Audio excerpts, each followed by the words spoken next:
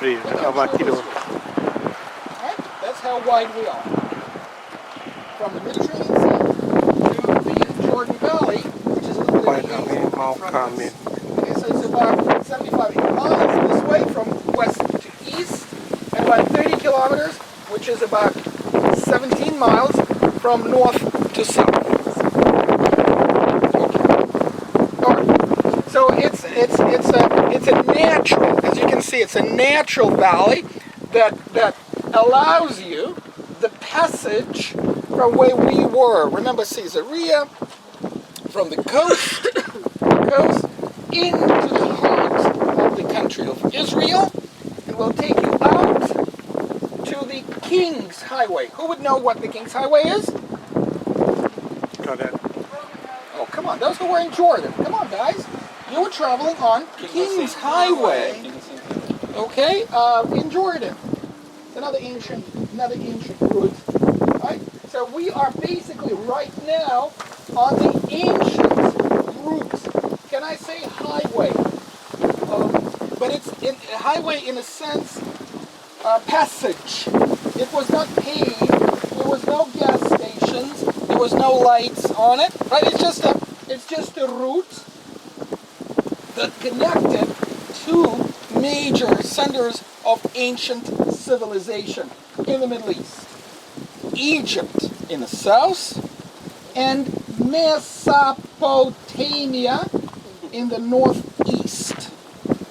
Are you familiar with the word Mesopotamia? The country that is in a big mess right now? That's Iraq. Mesopotamia is Iraq. In the Bible, that's Babylon and Assyria. Okay? Northern Iraq, which is Kurdish territory of today. Anybody been there in a uniform? Okay, not on this one. But that's where you go in the uniform today. So that's the ancient route that connected those two major centers of civilization. Babylon on one side and Egypt on the other side. Okay? This route has a name. And the name of this is Via Maris, the way of the sea. To help to remember this, we can call it Route 51. Right? What is it? What do you guys have? From Chicago to California? 66. 66. Here we go. 66.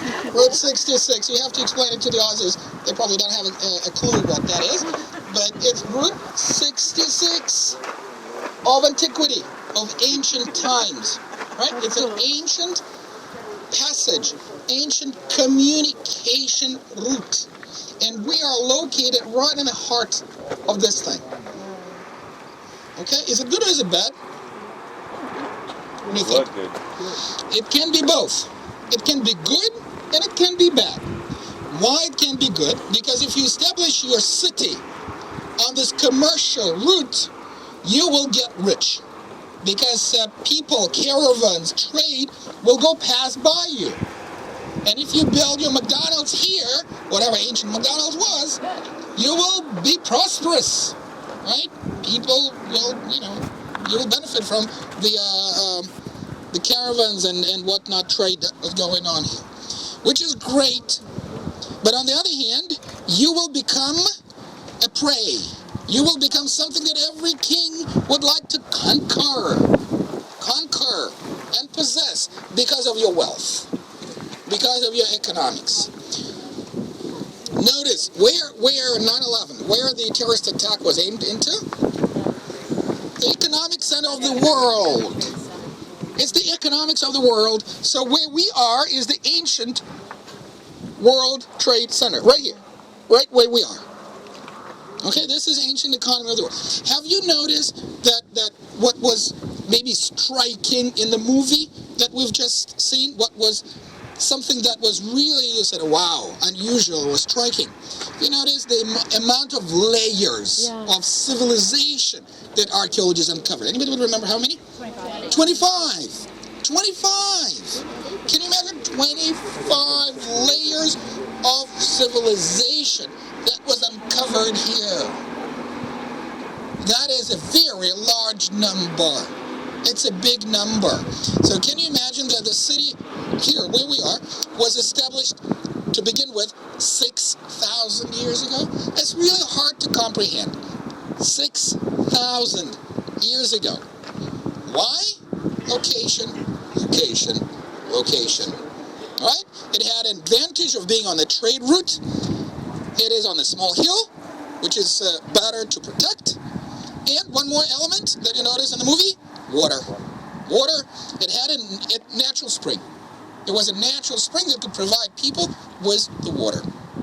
So no wonder that people wanted to live here, on the one hand, and no wonder that other people wanted to conquer this people, on the other hand. Okay? So, I hope that I'm digging to something here, right? To show you that the conflict here was imminent to this very place. In other words, it became somewhat of, when you say Megiddo, you say destruction. Can I use a Greek word again? Metaphor for destruction. Okay, it became a metaphor for wars, conflicts, destructions, things like that. For the Bible, because people that the Bible, the area that the Bible was written was not America, was not Australia, was not Canada, but was Middle East. And for the people of the Middle East, if you say Megiddo, they will say, oh, bingo. Wars, destructions. Okay. If the Bible was written in America, you would probably say the last battle will be the battle of, like the Battle of Alamo. Maybe, right? As much as I'm familiar with American history. If you were an Aussie, you would say it will be like Gallipoli. All right, Aussies, you have to teach Americans, the Inks, what is Gallipoli. All right, so please do that. They have no clue. Oh, you do? Oh, good. Oh, okay. Oh, that's, oh, been there. Okay, now let me ask you a question. If you were Russian, what would you say? You say, I'm Russian. I was born in Russia, so what would you say? Stalingrad. Thank you, Andy. Stalingrad, indeed. I was born in Stalingrad. Million people were killed in Stalingrad. In the 2 years battle, 2 years massacre of million people. Who can afford it? Russians can. You cannot. Russians can. Why? Because they don't care. That's the battle. That's why my grandfather was fighting in a tank. All right? So it's a metaphor for a big battle. On the one hand. On the other hand, you know, it's a Jewish thing. On the one hand. But on the other hand, you can see this as well, not only metaphorically, but you can see that literally, that the battle will take place here. Literally. Why is that? Because how many people say today that Israel is the epicenter of all the world troubles, and all the troubles in the world is because Israel exists here today? Right? How many people told you, don't go there? Please, please, we love you. Why would you do that? Right? Seriously, if you turn on the media, right, what do you hear all the time? Do you hear anything about Australia? Never. Do you think about Canada? God forbid. What you hear is Israel, Israel, Israel, Israel. Well, you know, once every 4 years there are elections in the United States, so we talk about the elections once every 4 years, and then, you know, we're over with this and we talk about Israel again. No, seriously. Yeah. Correct me if I'm wrong. And again, is it good or is it bad? It is. It can be good on one hand because of commercial. Because I get paid by you guys. You come here, you give me money, all right, which is great. But on the other hand, we are the pain in the neck. I guess. A little lower. A little lower. For everybody else here. And now, on a serious note, that's why our grandfathers were fighting, the fathers were fighting, we were fighting, our kids are fighting, and our grandkids are going to fight here. Is this something that you want to inherit to your grandchildren? Probably not.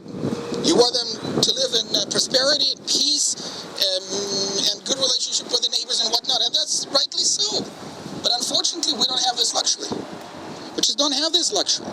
And it's always the war. And I'll tell you why. Very simple. Again, you don't have to be smart smart or write a PhD in Harvard University. It's because of the covenant. Because when God made a covenant, the Satan wants to destroy it. It's that simple. Because this conflict is irrational. You cannot rationalize this conflict that is going on against Israel all the time. And I mean all the time. Just like you cannot rationalize Holocaust, you cannot explain the Holocaust to me. You cannot explain anti-Semitism to me. It's all irrational. The same thing about hatred towards Israel. It's just the enemy hates what God